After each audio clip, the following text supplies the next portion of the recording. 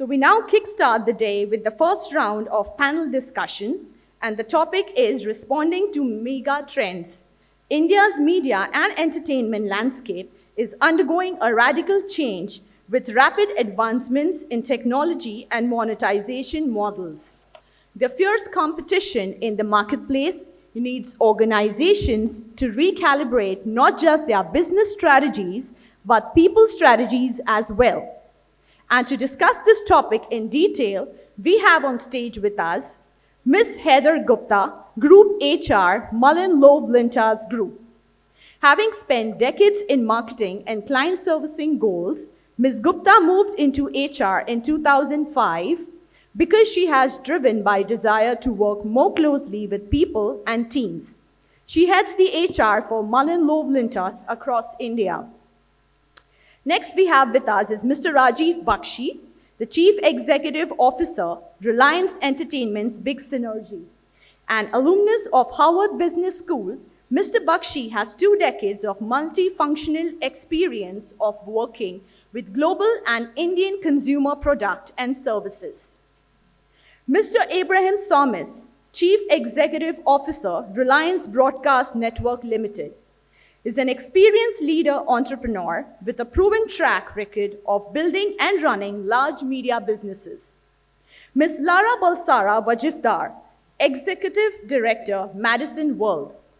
Ms. Lara is the Executive Director of Madison World and plays a pivotal role in organizing level helping various Madison units in new business development, HR, and legal stuff.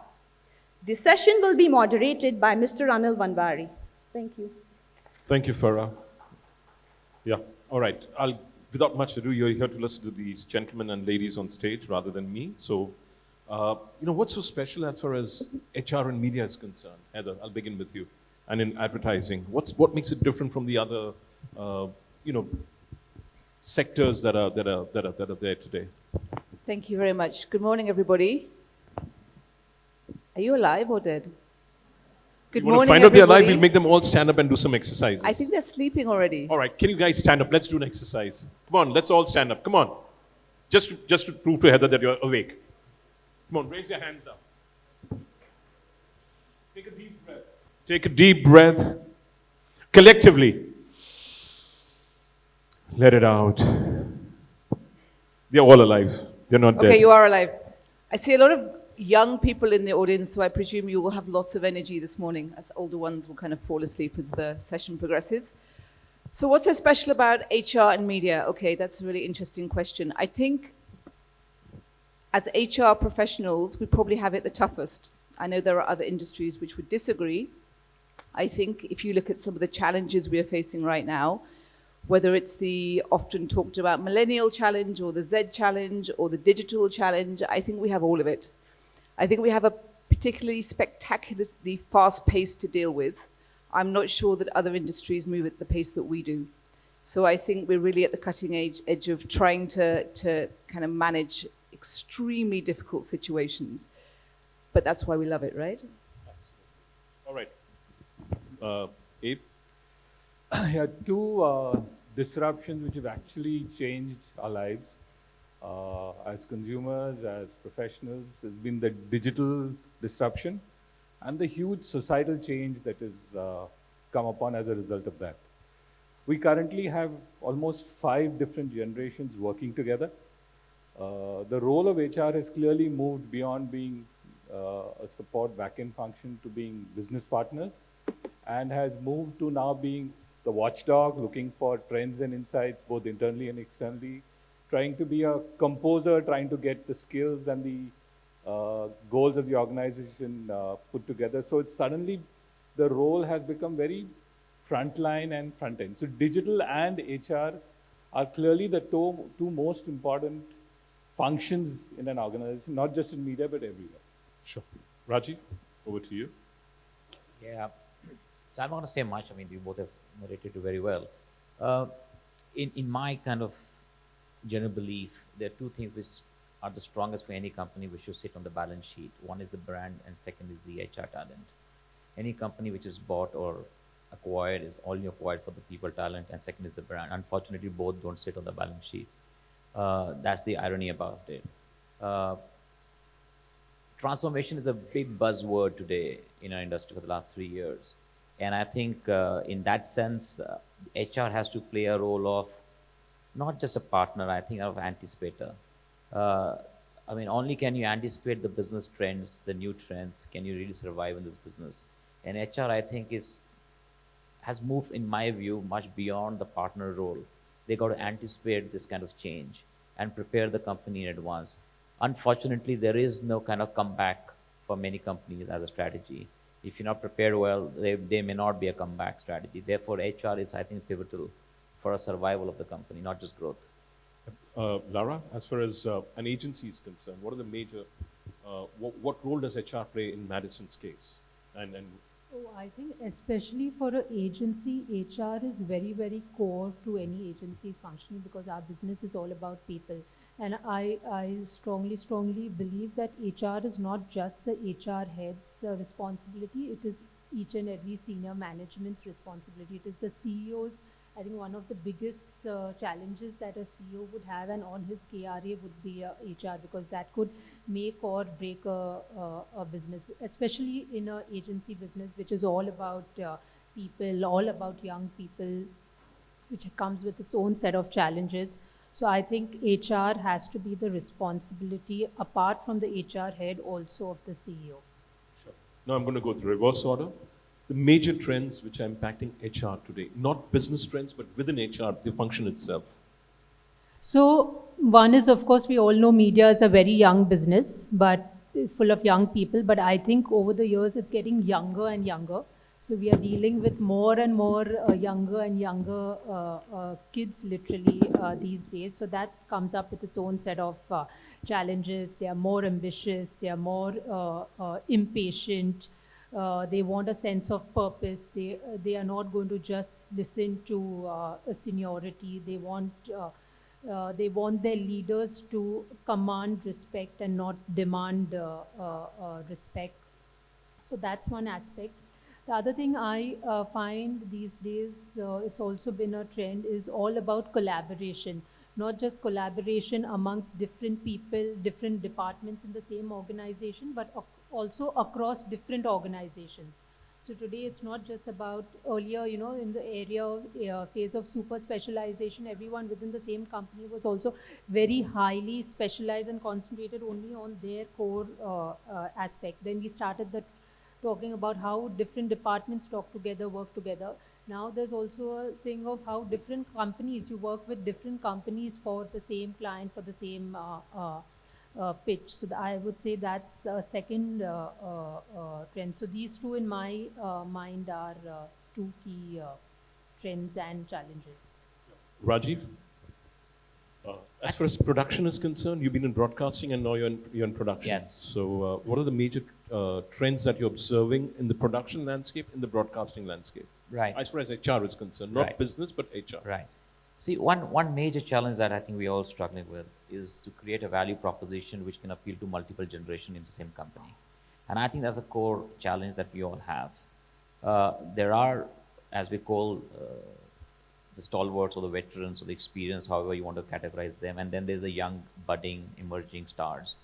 All have to have a play in the same company, and more often than not, they have to collaborate on the same project. How are you going to create a value proposition which is going to appeal to everyone equally? So there has to be a little bit of personalization of HR as an approach to individuals. That again is very difficult to do, and also a lot of data analytics which have to be used to personalize this approach for this kind of diverse set of group. The other thing that is our clients are expecting from us is a diversity of solutions, and the diversity of solution cannot come from a homogeneous group. Therefore, you need a kind of a wide diversity of talent and skills in the company. Now, to attract that, you need to have an appeal factor for all of them. You have to employ branding of the nature that you can attract different kinds of people from different sets of backgrounds. That again is a very, very wide challenge for us. And once you of course get them, keeping them, retaining them is I think the hardest task that we all have. Okay, so some of the key challenges that HR typically kind of encounter.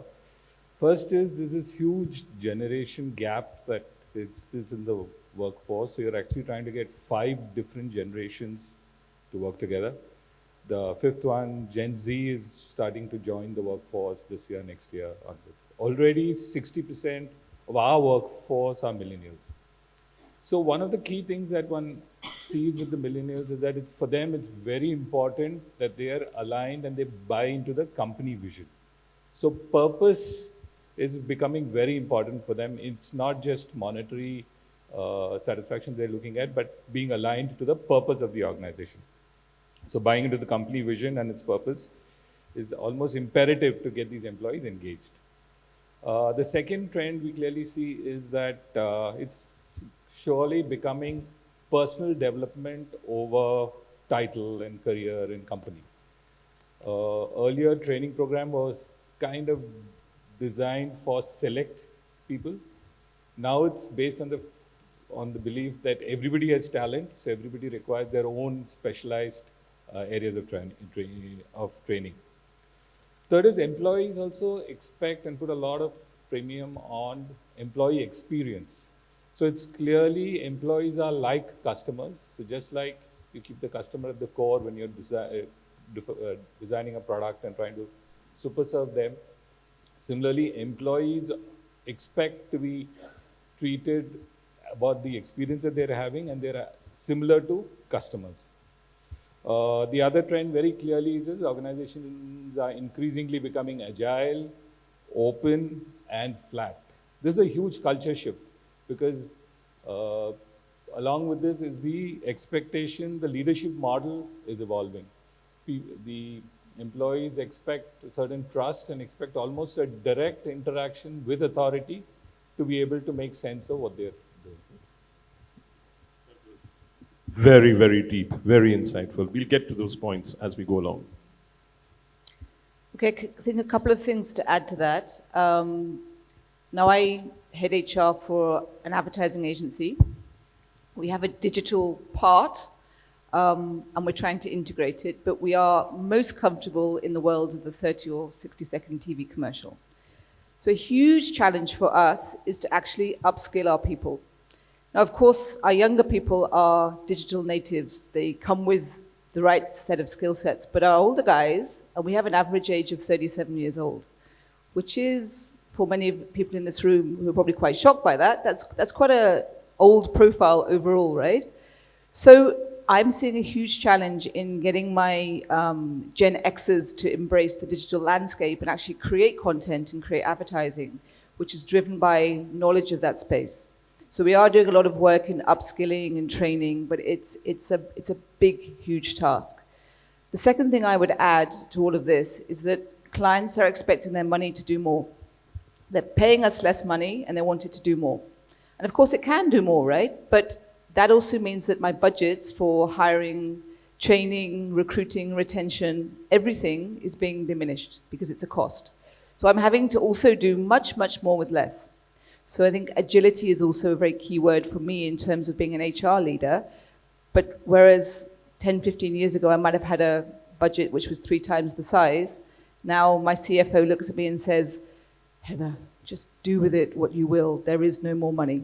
So it's a challenge, but it also requires me to think very inventively about the HR solutions that I deliver.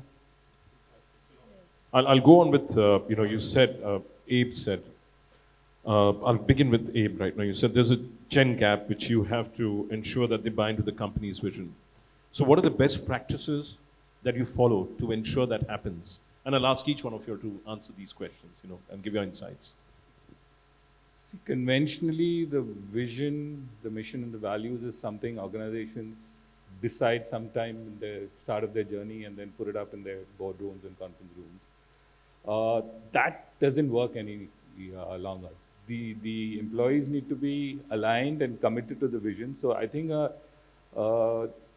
refreshing, redefining of the vision and the mission with an inclusive manner, getting everyone involved to try and say that this is how we are going to make a difference to the society we live in. So there's a lot of emphasis now on this gen wanting to make it socially relevant and make a difference to the society with the job that they're trying to do. So it's important that one defines the vision and the mission and the values that basis which the employees get aligned to it, and therefore But this diversity of employees, which you said, how do you communicate that messaging differently with the same common intent to different generations in the company? Like we went through a similar exercise about 6 months back where we actually got everyone involved from across the geographies and across levels to start inputting in terms of what is the role that we can play to make society a better place. And starting from there, we kind of moved on to the thing. So getting them involved is the first step that will hopefully arrive at a vision that makes sense to all the stakeholders. Lara, you'd like to give some, have you done something like that where the new bunch of people, you constantly have to give them motivated point? In terms of getting our people to get into our vision and our values, I think the most important thing, and in a way the easiest, is to lead by example.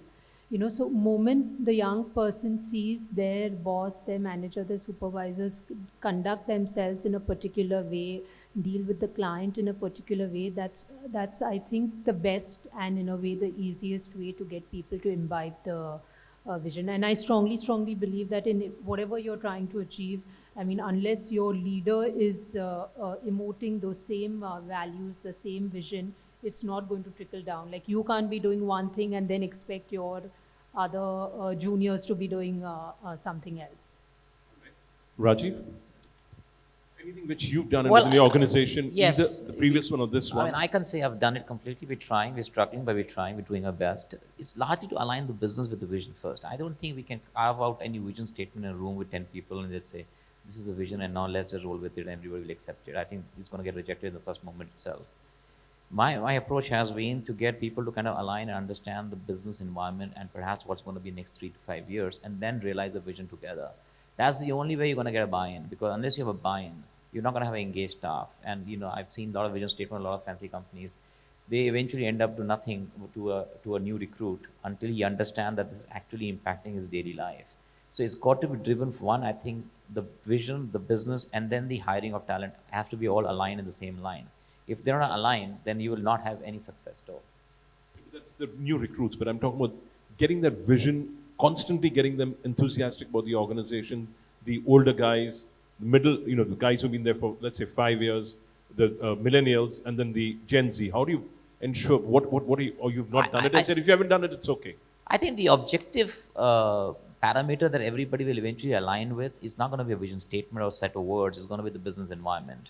If the business environment requires a certain approach, that is the only way, whether you may be of 30 or 35, 40, 50, doesn't matter your age.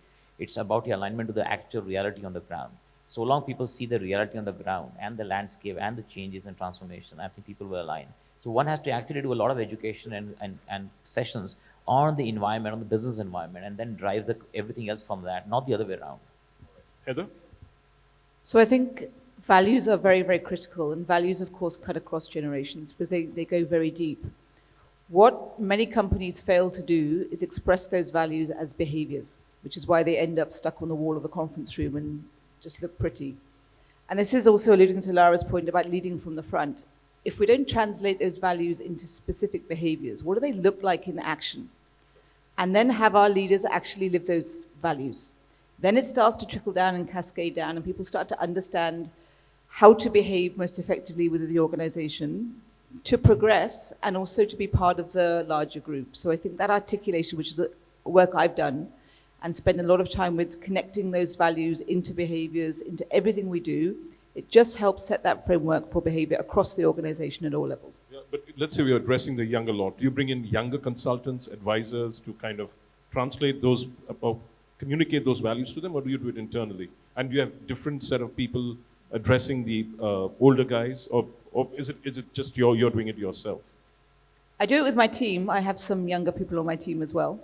I have a couple of Gen Zs in my team, so we're able to make sure that it's not just coming from my somewhat aged perspective, as they tell me. So we do try and make it relevant, and we also take inputs from employees themselves. So talk to them about, I mean, the most important job that HR does is to reach out to people, talk to them, listen, get feedback, and then go and apply it back. So we do a lot of consulting and a lot of checking that whatever we're talking about is actually relevant and meaningful. So there was another point which came across from all of you, that it's individual personal development that organizations are looking at now. So how was each of your companies doing this, and how are you, how do you all put it into action? Whoever wants to begin. Individual personal development is what the focus is on now. So how do you put that into action in your organization as compared to, there being a basket of people out there and, things just go along?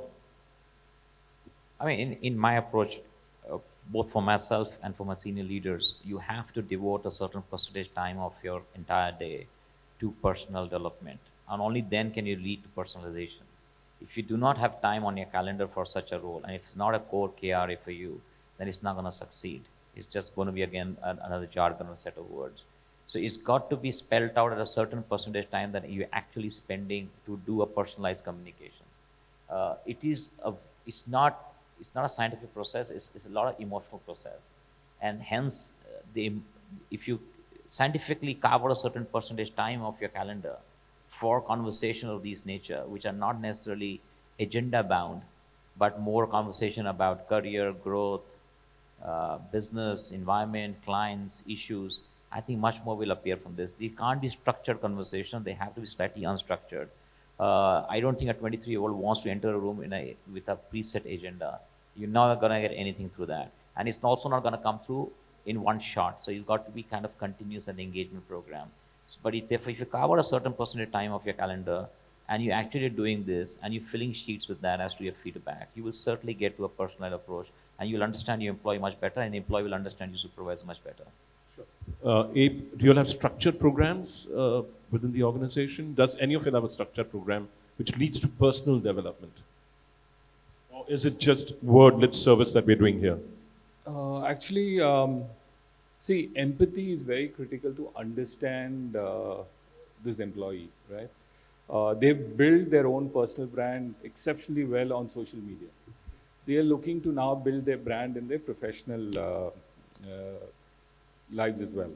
So to give you an example, he might be a research analyst and a mountaineer, right? So if through insights and analytics, if you can kind of zero in on individual expectations and individual goals, you're then able to customize training programs, incentive packages based on that. So I would give him a mountaineering trip as an incentive rather than give the same money across as incentive to everyone. So there is an effort required. There's a lot of analytics available. So LinkedIn has an insight tool which actually tells you what are they doing, what are their other interests, where are they applying, where are they going.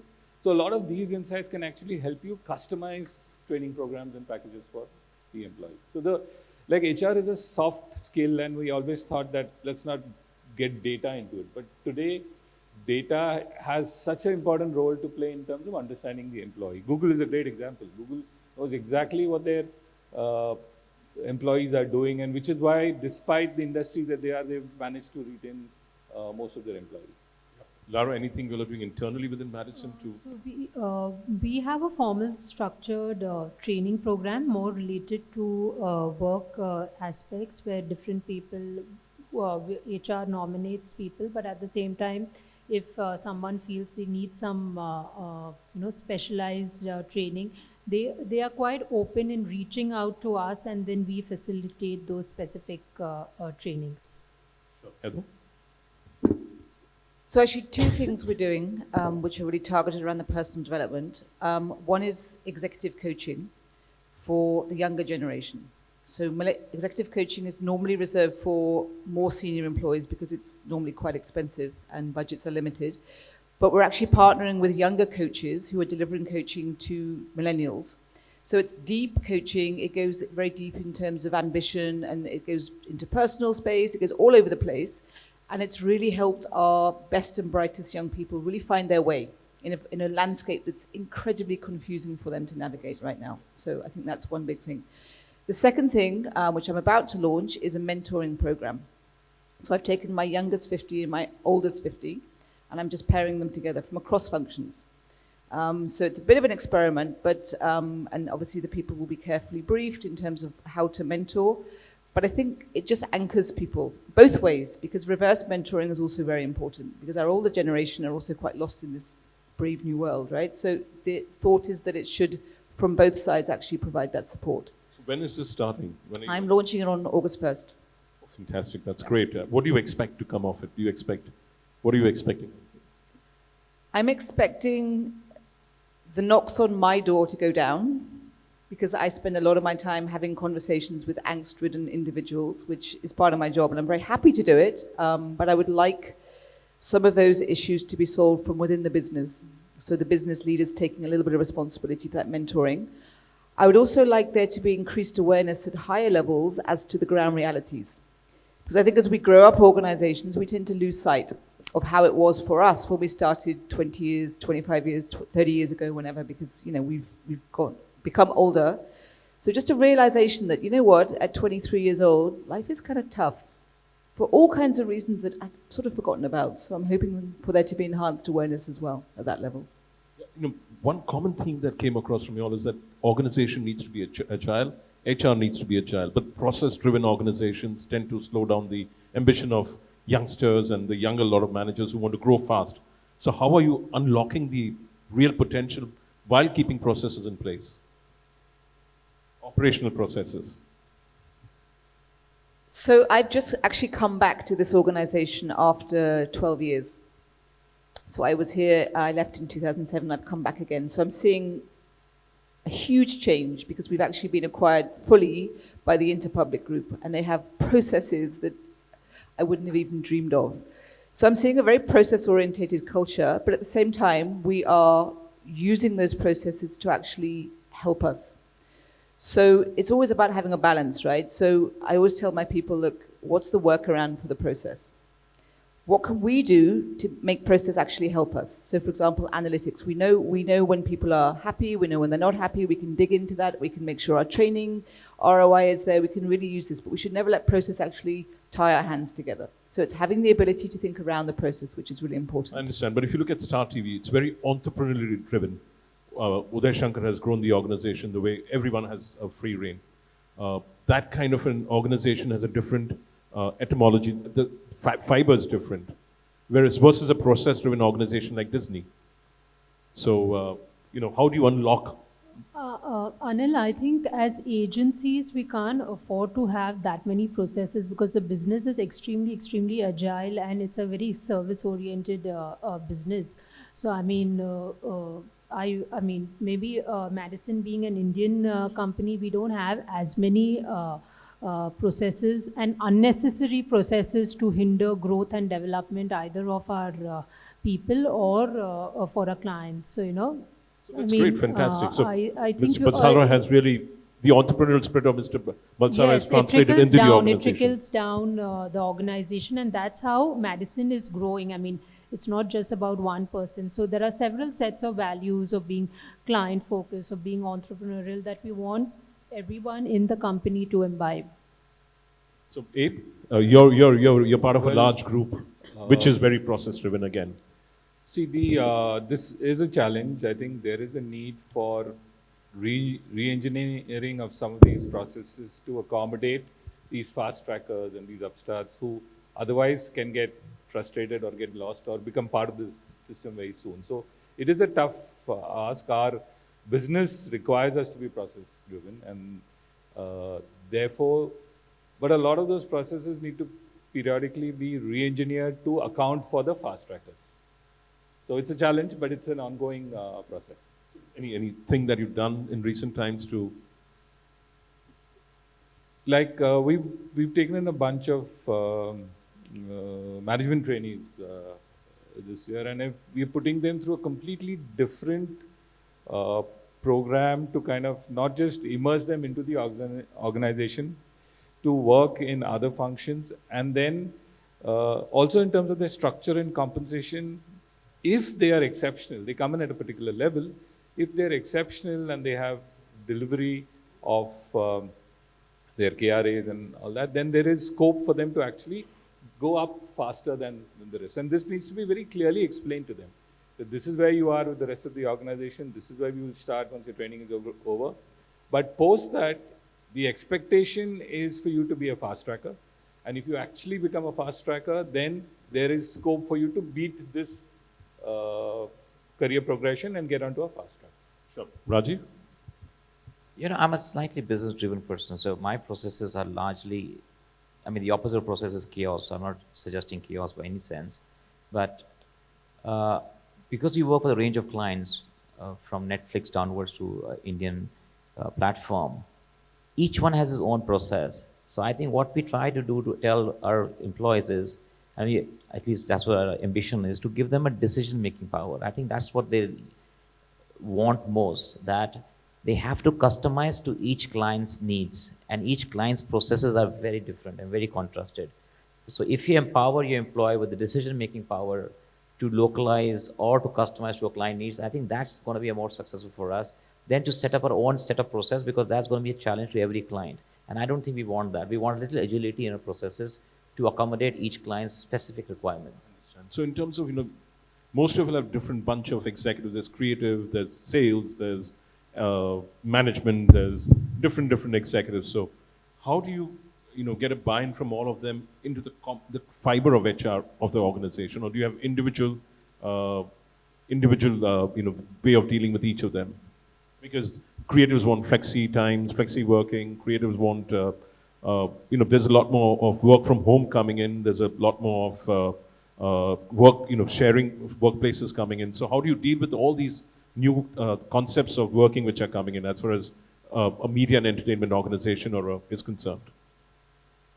So the first part of your question was about understanding the different needs of different people in the organization, right? So to me, that's about building strong relationships across the organization and also taking an interest in the business side. So I started off in client servicing for a decade and then shifted into HR. So I've always had that understanding of how to manage creative people, how to manage planners, how to manage servicing people, because I've been there. So I encourage my HR team to also spend time in the businesses to actually be able to deeply empathize. So I think that's quite a powerful thing. And in terms of requirements and expectations, I think it's pretty consistent across. My creative people, I struggle to get into the office before 12, but that's been the same for the last 15 years living and working in India in this industry. But I think they all want agility, they all want flexibility, they all want to work from home, they all want more money. I think it's pretty consistent across. Has it increased in intensity over the last 5 years, or is it the same as earlier? I think it's the same. So in 2005, when I started in HR, my first challenge was to get people to the office before 12. And that remains my challenge. I want to work towards flexi timing, but I'm struggling to push that through right now because my principle is, listen, I don't care when you come in. You can come in at midnight for all I care, but you need to work. And you need to make sure that your boss and your team is aligned to that. So that I want to move towards a more agile way of working. I'm just struggling with a few hearts and minds right now on that. But I think that's where we'll end up going. Yep. Abe? Well, we try and abide by 3 mantras in terms of the way we want to respond to all this disruption. First is try and make it purposeful work. So define the larger purpose of what you're doing and how it's going to impact not just your own company objectives, but your contribution to the society at large. Second is try and build a personal connection with the employees as far as it's possible within the defined processes. But that personal connection is increasingly important for every employee. They don't expect to be treated as part of one cluster or a group on that. And third is candid feedback. I think we believe that these 3 tenets will actually help us try and absorb all the diversity that exists in the organization and get everyone aligned towards the common purpose. Right. Rajiv? I believe aspirations of people are not defined by the departments they work with. I think there is a lot of common fact and people will be working across departments. So I don't see staff by departments. I see them by perhaps a particular mindset or a particular skill or a particular aspiration. Therefore, whether I have a salesperson or a content person or a production person or a commercial person, I don't define them by the departments they hold and then put different expectations by department. I think that's perhaps old school. If you want a company's culture to be resonating with a client who interact with all 4 kind of he's got to feel that it's the same company. Otherwise, going to get a 4 different set of values, and I think that's going to be very disruptive for our client's mindset. So we need to kind of, at least we try to create groups by aspirations or certain mindset, not necessarily by department. And I think that's the approach, that's the path that we're walking. And because we kind of have a very heavy B2B kind of client interface business and lots of a department interface with the client, we would want the legal person or the production person or the commercial person or the creative person to have a similar set of values and responses. Otherwise, not gonna succeed for us in the marketplace. Lara? I think we are very flexible in our approach. We are not at all rigid on rules and processes. And we also, I think someone mentioned about having the human angle to it. It's all about the personal equation that you have with the other business heads. So that's extremely important. And we also involve our teams and our employees in coming up with these rules and processes, so then there is a much larger buy-in. Great. Now, in terms of, as we said, the younger lot of executives and professionals are very mobile. So how do you develop leaders in an environment and ecosystem where it's becoming even more exacerbated? This entire phenomena of in the digital environment. How do you develop leaders? How do you build, the next rung of professionals who will then take you to sustain you and take you to the next level? So I think what we fail to do in this industry particularly is actually train our people to be leaders. We promote them and we say, there's a team of people, off you go. And they have absolutely no idea how to do that because it's very different to lead a team than it is to be in a team. So I'm running a program, which I'm actually running next month called Like a Boss, which is aimed at my 4 to 8 years experienced people. And it's an entire week program of soft skills and competence-based skills designed to help ease them into those leadership roles. So we actually have to understand that it is our responsibility to help open their minds to the concepts of leadership. Even whether it's delegation, whether it's how to give feedback, whatever it may be, it's a very tough thing to do without some support and training. So that's a big program we're running to do that. Yep. Abe? I'll come back. I think, the young millennials or Generation Z, Y, A, B, C, and all of that will appear are very critical for sure. But in our business, and we are in production business, we create web series, movies for lots of clients. It is perhaps and I don't want to use the word older lot, but certainly the more experienced lot, which are perhaps much more critical. The challenge I have with that set is that their knowledge and relationships are not transferable. So to me, losing that talent is perhaps even more critical for the kind of business I am currently in. When I was in broadcast business, of course, others meant a lot more because that was a more B2C business. Therefore, you need a lot more young staff to connect and do a B2C kind of marketing or branding and all of that. So how do you retain the older lot, who are very critical in terms of having relations with commissioning editors from channels? How do you ensure that you keep them in?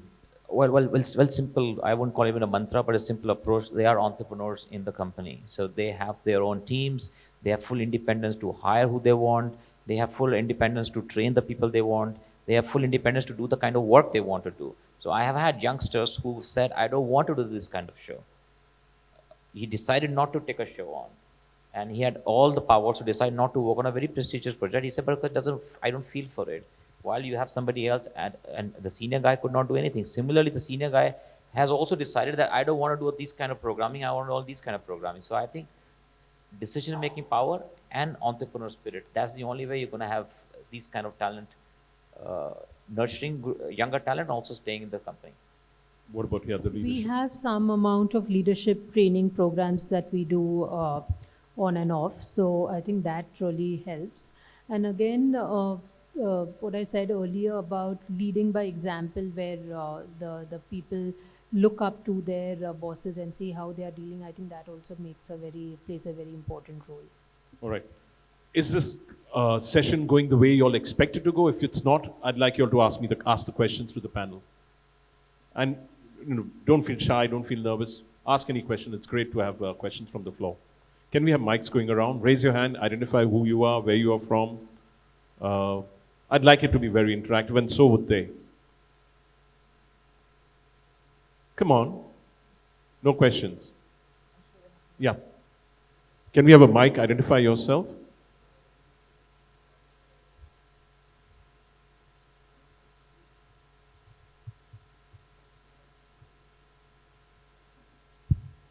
Hi, I'm Surajit From which company? Which organization? from Times Group.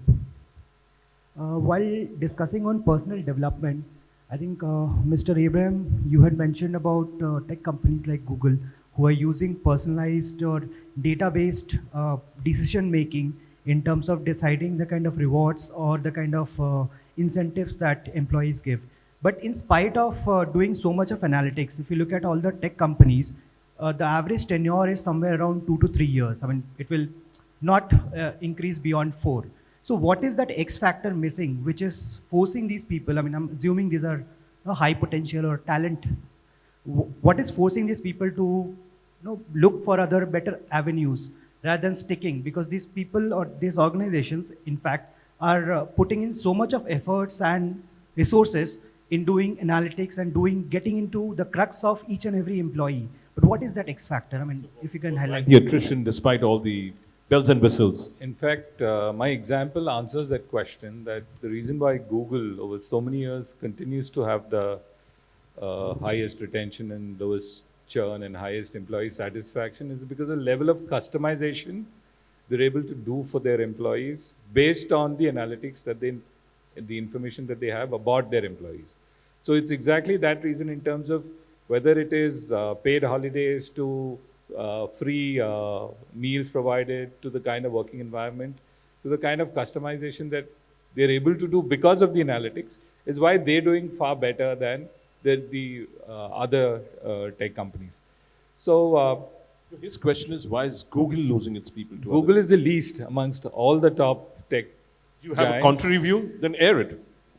You have any statistics to show that Google's attrition is higher than the others? In India, I think the average tenure of a Google employee is 4 years. And for Google US, I think it's around 2.3 or 2.4 years. Vis-a-vis other tech companies? Facebook is around 2.1 and Amazon is around 1.8. So there it shows Google is able to hold them for 4 years because more customized, more personalized.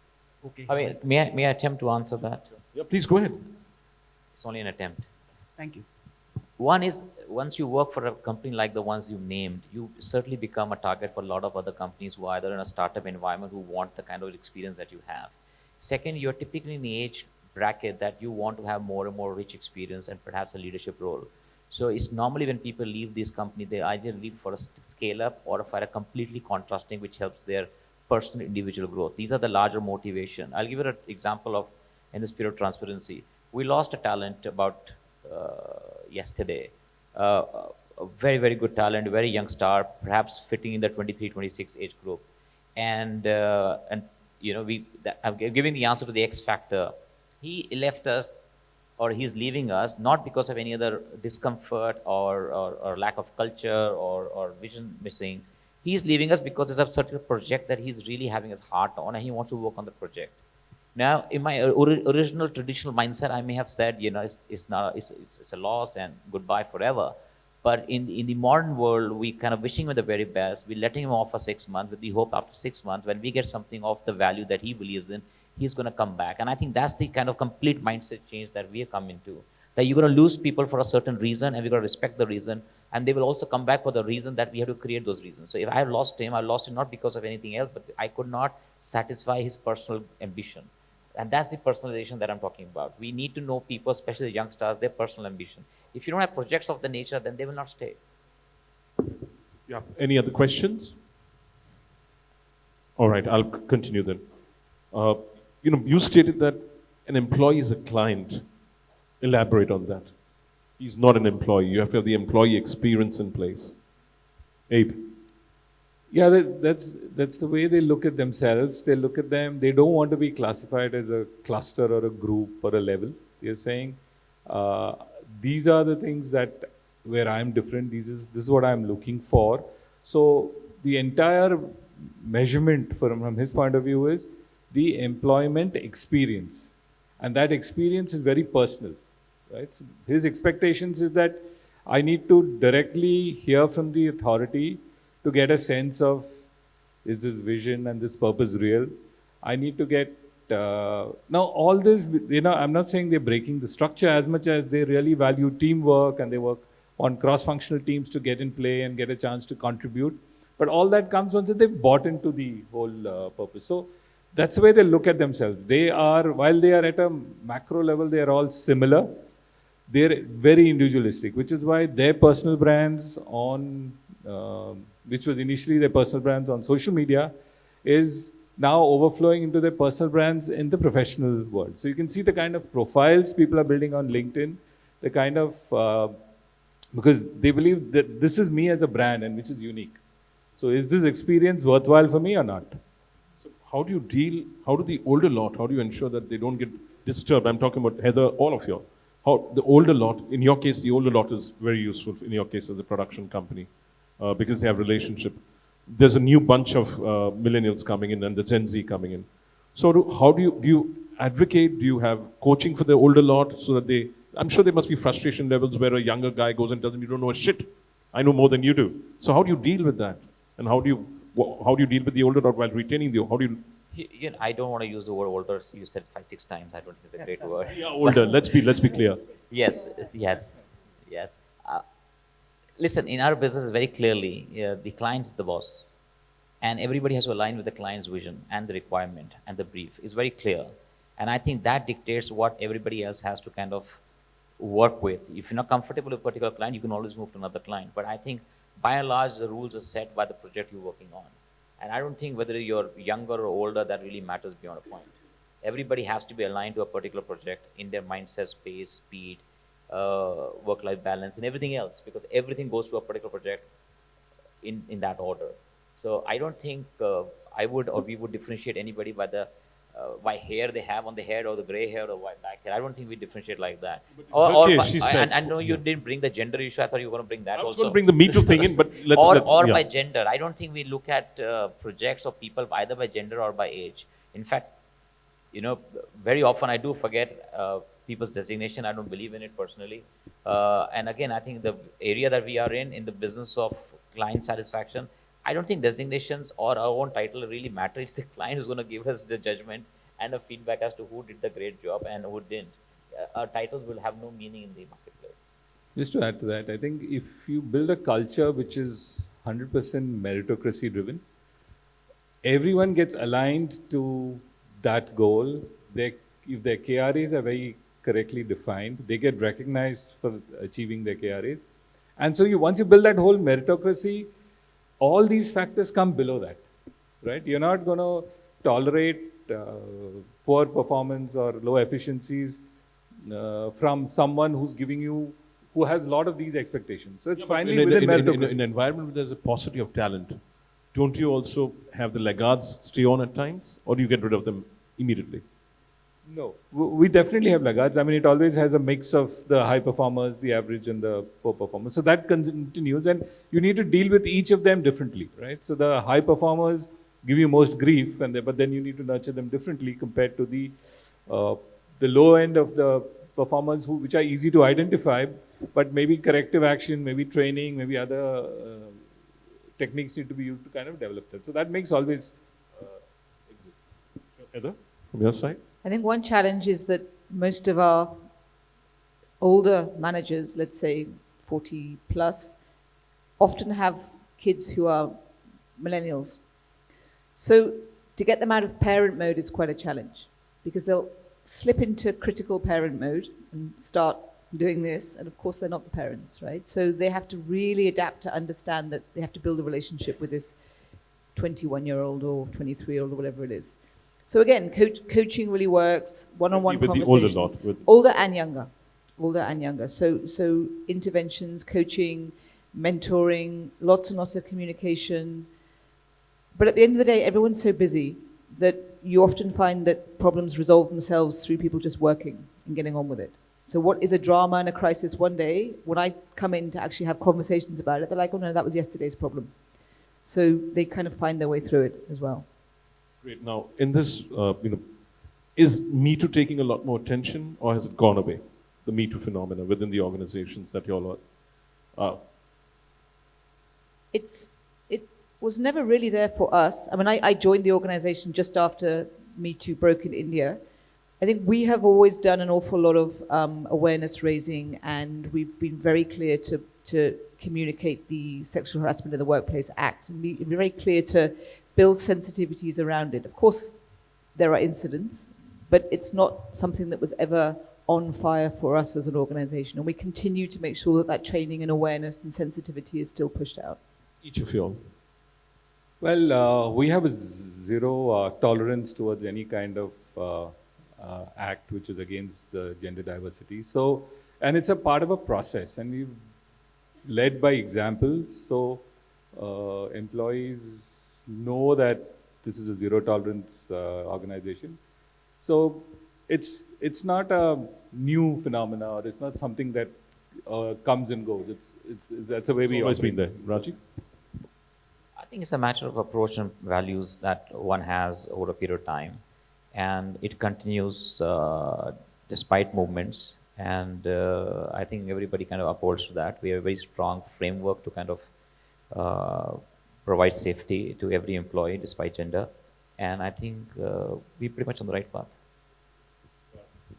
I think it's a very important issue and a cause for us. We are completely compliant and follow all whatever the Act says in terms of having the committees, and of course we have a absolutely zero tolerance policy on any act. You'll have programs to make them aware, because somebody might just pass a comment on a woman. Yeah. And So we are in the process of doing some sensitivity programs. We've not done them so far, but we are in the process of doing some.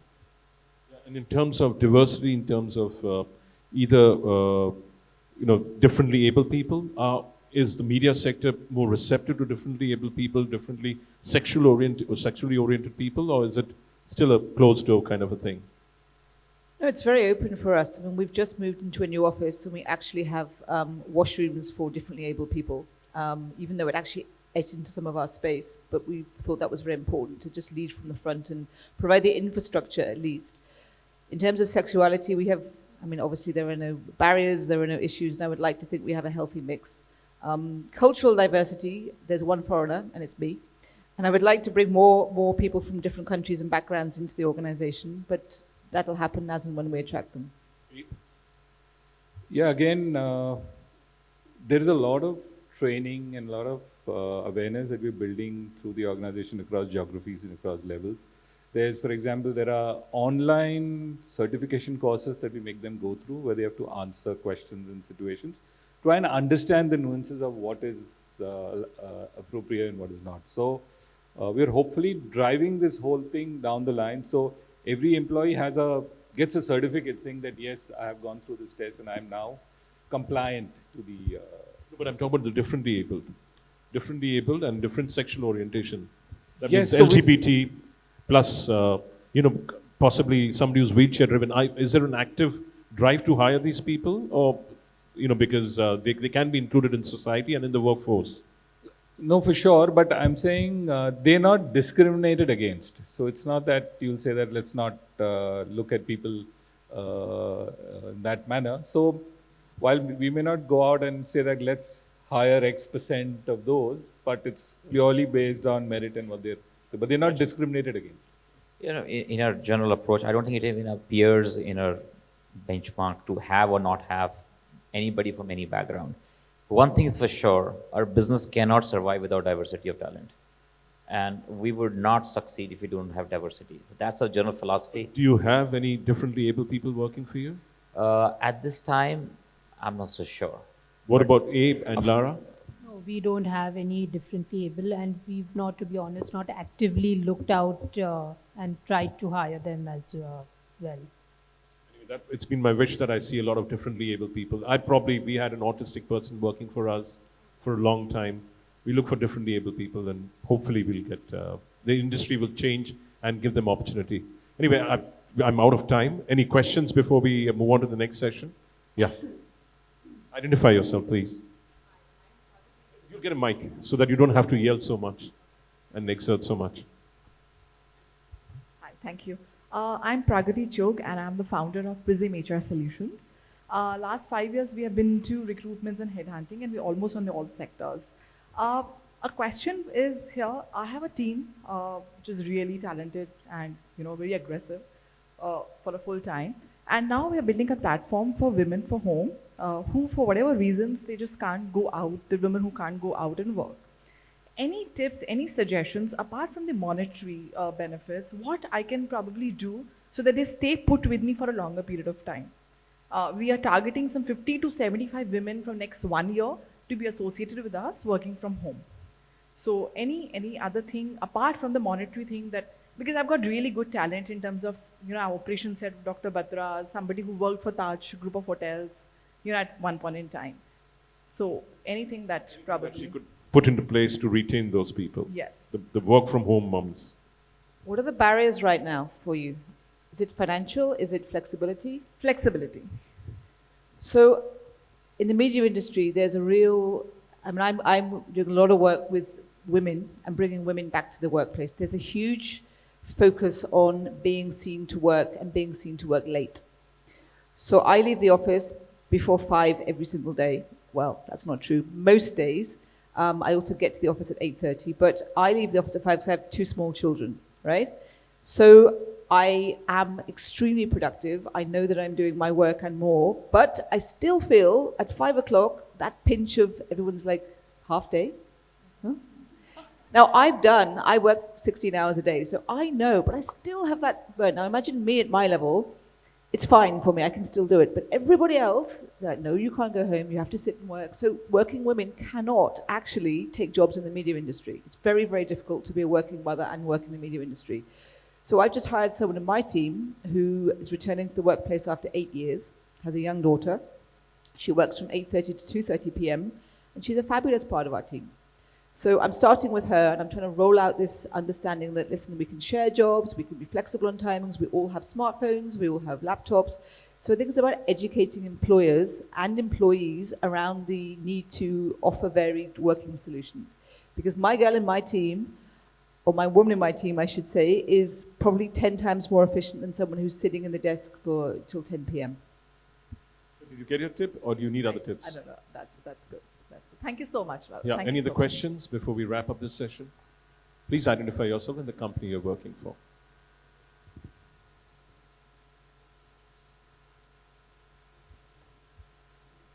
There's a microphone at the back needed over there.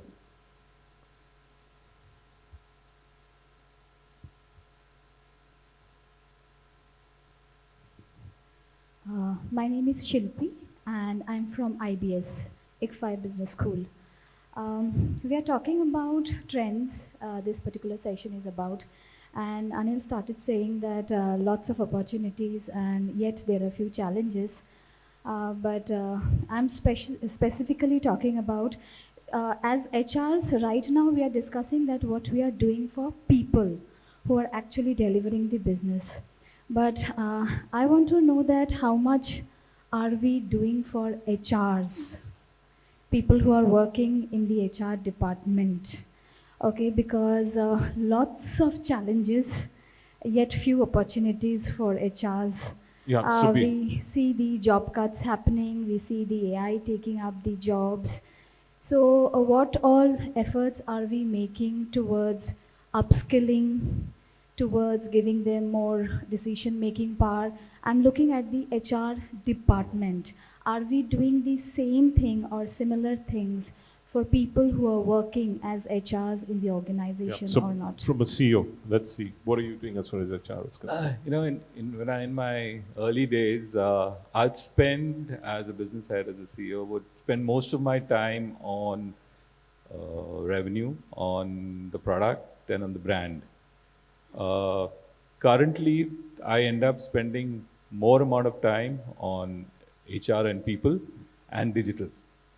Both these were separate departments which were relegated to the background many years ago, to them now becoming the core of the business. The core of the business is finally, it's about digital. There is no business where tech has not intervened, right? So food business is suddenly a food tech business. The media business is a media tech business. And so technology and digital has come right up front, and so has the challenge of managing and retaining and nurturing people become. So so from a HR function which used to primarily look at recruitment and training and retention, they have moved to being business partners. They understand the business and are able to support it and are able to But she's intervene. asking, what are you doing for the HR function? So the role is like a business partner anymore. It's not a relegated back-end department that does paperwork. It's a front-end role which is part of every function of the company. So the role is completely transformed from what it used to be maybe 5 years ago. Heather? So as the head of HR, I think it's very important that I build an HR brand in my organization. So the minute my people and my stakeholders see value, which I hope they do on a day-to-day basis, that's the time when they're going to appreciate my HR people. If I feel that people are bullying my team, which sometimes happens, right? You get particularly more compliance-orientated HR younger folks. I see them being bullied by my business partners. I'll step in. But I also need to see that competence and I need to see that energy from my HR people to be able to have that leverage to then win the respect back. I also make sure my team feel that they have the benefits that the business teams have. So we're going on an HR summit. In fact, I'm taking the admin team with me, taking all of them away to Kandala for a weekend and doing some work and some vision work, but also throwing a party, letting them have some fun. So I think, they do work hard and that also needs to be appreciated. Yeah, but does Raj give enough attention to the HR function or he doesn't need to? Raj gives a lot of attention to the HR function, yes, a lot. Okay. From your perspective? I think it's also up to the HR professional of how much value they bring to the table and how much more do they do and when they deal with business teams. So I think it's also very individual dependent. Rajiv? I think equal say in the boardroom meeting. I think that's the number one role that we can bring to an HR lead, that they should have an equal say, not just in recruitment, but on other affairs like business expansion, client acquisition, or any such thing. I think once we have an equal say there, I think. Are you doing that in your organization? Of course. Okay. Great. Did I answer your question? Yeah. Quickly, our last question because I'm sending the entire schedule haywire otherwise. Yeah. Heather needs to run, so one last question and then Heather will run. Yeah, hi. I'm Mohit from Times of India Group, and one really interesting thought which has struck to me was looking at employees by their aspiration and the interest areas. So, of course, I would like to know more about that. How do we do that in the large setup? Of course, different people have different aspirations across the functions, age group, diversity. So, how do you do that, and how does it help the organization with respect to creating the leaders or retaining the talent? I think it's very elementary and simple to do that, of course, whether it's small group or large group. Once it has to do with the mindset change. And it can't be a responsibility of the HR head. It has to be a responsibility of every leader in the company. So if you put a structure like that, every leader of the company is responsible for the aspirations of the group that he or she commands, I don't think the size of the organization really matters there. And if you have a proper KRA and analytics at the end of the year or every 6 months to see people's different aspirations and whether we've kind of solved that or raised to that level or not, it's very objective approach. I don't think scale of the company really should come in the way. Yeah, but one aspect which you mentioned in this thought was that looking at employees by their aspiration and areas of interest rather than looking from the group they belong to or the function they belong to. That's right. So yeah, I think that makes it a little difficult. See, like I said earlier, data is extremely, extremely important in HR, right? Somehow we tend to think that HR is more human and is more personal and all that, which it sure is. But the amount of data that is currently available about all your people on social media, on LinkedIn, on the different online portals is itself invaluable information that you can actually channelize to do that. There are insight tools available that you can, LinkedIn and others kind of offer, which you can actually acquire to tell you. They'll even tell you where you should open your next office. That's the level of data analytics which is available about manpower, because all your people are on social media. A lot of their tastes and likes are out there already.